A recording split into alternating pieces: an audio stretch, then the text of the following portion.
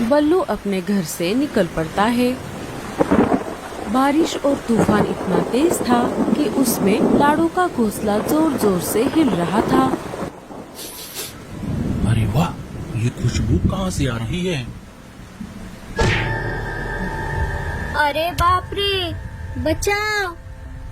इधर तेज तूफान और बारिश की वजह से लाडो का आधा घोंसला टूट जाता है। चलो बच्चों, हमें ये घोंसला छोड़ना होगा। अरे मम्मी, वो देखो, लगता है ये घोंसला नीचे गिरने वाला है। बच्चे के ऐसा कहते ही घोंसला धड़ाम से नीचे गिर जाता है। बच्चे और लाडो वहाँ से निकल पड़ते हैं।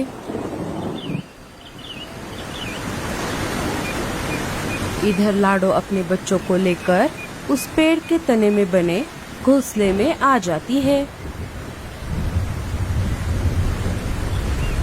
मम्मी, मुझे अभी भी बहुत भूख लगी है। हाँ मम्मी, मुझे भी। हमें भी बहुत भूख लगी है मम्मी। अरे बाप रे, अब मैं क्या करूं?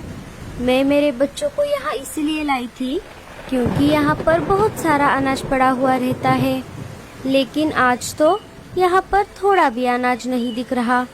लगता है मेरे पहले कोई यहाँ रह कर गया है। बारिश थोड़ी कम हो जाती है। बच्चों, अगर मैं अनाज लाने के लिए बाहर चली गई तो आप घोंसले में अकेले रह जाओगे। इसलिए हम एक काम करते हैं, पापा के आने तक हम इस घोंसले के पास वाले घोंसलों में जाकर उनसे थोड़ा अनाज मांग लेते हैं। ठीक है मम्मी। चलो फिर, तुम सब मेरे पीछे पीछे आ जाओ। लाडो और बच्चे घोंसले के बाहर आ जाते हैं। घोंसले के थोड़ा पास में ही गोरी कव्वी का घोंसला था। लाडो अपने बच्चों को लेकर वहाँ पर आ जाती है। गोरी, कालू और जग्गू घर के बाहर ही खड़े थे। देखो ना मम्मी, ये बच्चे कितने गंदे हैं। बहन जी, मेरे बच्चे बहुत भूखे हैं और इनके पापा अनाज लाने के लिए बाहर गए हैं। उनके अनाज लेकर वापस आने तक क्या आप थोड़ा अनाज मेरे बच्चों को दे सकती हो? क्या क्या कहा? अनाज?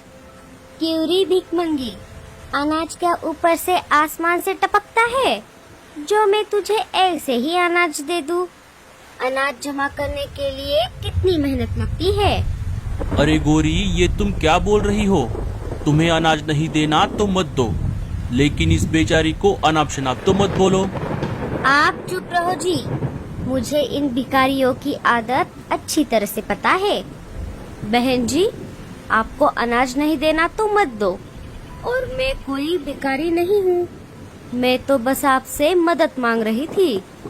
चलो बच्चों, हम यहाँ से चलते हैं। अरे रुक जा चिड़िया, मैं एक काम करती हूँ, इसके बच्चों को कल रात की बासी खिचड़ी दे देती हूँ। वैसे भी वो मैं फेंकने वाली थी। गोरी घर के अंदर जाकर वो बासी खिचड़ी लेकर आती है और बच्चों के सामने रख देती है। भूख की वजह से बच्चे उस खिचड़ी को खाने ही वाले थे कि तभी लाडो बच्चों को रोक लेती है। अरे रुक जाओ बच्चों, इसे मत खाओ, ये खिचड़ी बासी है। इसे खाकर तुम सब बीमार पड़ जाओगे। बहन जी, ये तो गलत बात है। अगर आप किसी का अच्छा नहीं कर सकते तो किसी का बुरा भी नहीं करना चाहिए। अरे अरे, देखो तो, भलाई का तो जमाना ही नहीं रहा। एक तो इन्हें फोकट में अनाज दो और ऊपर से इनकी बातें सुनो। क्यूरी, अब क्या मैं तुझे 5 स्टार होटल से खाना ला कर दूं? चल चल चल जा यहाँ से। चलो बच्चों, हम यहाँ से चलते हैं। लाडो अपने बच्चों को लेकर वहाँ से चली जाती है। थोड़ी देर उड़ने के बाद लाडो और बच्चे रानो चिड़िया के घोंसले के बाहर आ जाते हैं। रानो अपने घोंसले की मरम्मत कर रही थी। वो लाडो और बच्चों को देखकर उनके पास आ जाती है। अरे, तुम कौन हो चिड़िया? लाडो सारी बात रानो चिड़िया को बता देती है। अनाज के बदले में मैं आपके घर का कोई भी काम कर दूंगी, बस मेरे बच्चों को अनाज खिला दो। कोई बात नहीं चिड़िया, तुम्हें कुछ भी काम करने की जरूरत नहीं है, मैं ऐसे ही तुम्हारे बच्चों को अनाज खिला दूंगी।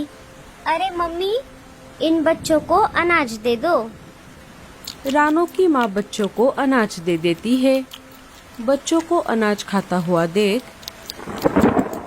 लाडो की आंखों में आंसू आ जाते हैं। चिड़िया, तुम भी अंदर जाकर थोड़ा सा अनाज खा लो, तुम्हें भी भूख लगी होगी। नहीं नहीं, मुझे भूख नहीं है। बहन जी, मुझे आपके घर का कुछ तो काम करने दो। ठीक है चिड़िया, जब तक बच्चे अनाज खा रहे हैं तब तक तुम मेरे साथ मेरे घोंसले की मरम्मत करने में मेरी मदद कर दो। अजी, आप कहाँ पर हो? मुझे आपकी बहुत याद आ रही है। इधर पल्लू बहुत देर से अनाज की खोज में घर से बाहर आ गया था। उसे बाहर आए सुबह से शाम हो गई थी। थोड़ी देर और खोज करने के बाद उसे एक बेरियों का पेड़ दिखाई देता है। अरे वाह, ये बेरियों का पेड़ तो कितना बड़ा है और इसे बेरियां भी बहुत सारी लगी है। मैं इनमें से ढेर सारी बेरियां मेरे घर लेकर जाता हूँ, लेकिन पहले मैं इनमें से 2-4 बेरियां खाकर देखता हूँ। अगर ये खाने में अच्छी हुई तभी मैं इन्हें लेकर जाऊंगा। बल्लू 2-4 बेरियां तोड़कर खाने लगता है। ये बेरियां खाने में उतनी अच्छी तो नहीं है, लेकिन कोई बात नहीं, लाडो और बच्चे भूखे हैं। इन बेरियों को खाकर उनका थोड़ा बहुत पेट तो भर जाएगा। इतना बोलकर बल्लू बेरियां तोड़ने में लग जाता है। उसने अभी बेरियां तोड़ना शुरू ही किया था कि तभी उसे अचानक चक्कर आने लगता है और वो वहीं पर बेहोश हो जाता है। बल्लू ने जो बेरियां खाई थी वो जहरीली थी और इसी वजह से वो बेहोश हो गया। इधर बच्चे और लाडो रानो के घर से निकलकर वापस अपने पेड़ के तने में बने घोंसले में आ जाते हैं। मम्मी, आपने तो उस आंटी के घर पर कुछ भी नहीं खाया। आप सुबह से भूखी हो, क्या आपको भूख नहीं लगी? लगी है बच्चों, लेकिन कोई बात नहीं। तुम्हारे पापा अनाज लाने के लिए बहुत देर से बाहर गए हैं, वो अभी आते ही होंगे। उनके आने के बाद मैं खा लूंगी। ठीक है मम्मी। बच्चों, अब रात हो गई है, आप सब अभी आराम करो। बच्चे सो जाते हैं। लाडो की भी थोड़ी देर बाद आँख लग जाती है। सुबह हो जाती है। अचानक लाडो की नींद खुल जाती है। बल्लू अभी तक घर नहीं आया था। अरे बाप रे, ये क्या? सुबह कब हो गई मुझे पता भी नहीं चला। और बल्लू जी भी अभी तक घर क्यों नहीं आए? अब मुझे बहुत डर लग रहा है। कहीं बल्लू जी किसी मुसीबत में तो नहीं फंस गए। मुझे बाहर जाकर उन्हें ढूंढना होगा। चलो बच्चों, हमें पापा को ढूंढना होगा।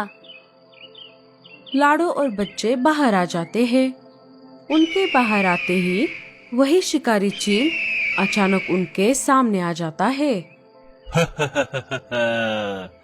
अब भागकर कहाँ जाओगे? बच्चों, भागो, जल्दी से वापस घोंसले में चलो। लाडो और बच्चे अपनी जान बचाकर वापस घोंसले में आ जाते हैं। अरे यार, बस पकड़ ही लिया था, लेकिन कोई बात नहीं। तुम सब अंदर कितनी देर रहोगे? कभी ना कभी तो बाहर आना ही पड़ेगा, तब मैं तुम सबको खा जाऊंगा। तुम्हारा खाना बनने से अच्छा है हम घोंसले के अंदर रहकर ही मर जाए। चल भाग यहाँ से। मम्मी, मम्मी, मम्मी, हमें बहुत डर लग रहा है। क्या ये चील हमें खा जाएगा? नहीं बच्चों, तुम डरो मत। ये चील अंदर नहीं आ सकता। तुम्हारे पापा के आते ही वो इसे सबक सिखाएंगे, क्योंकि तुम्हारे पापा बहुत बहादुर है। अजी, आप कहाँ पर हो? अभी हमें आपकी बहुत जरूरत है। ये सारा नजारा रानो की माँ ऊपर से देख रही थी। अरे बाप रे, ये चील इन्हें खाए बगैर यहाँ से नहीं जाएगा। मुझे कुछ करना होगा। रानो की माँ चील के पास आ जाती है।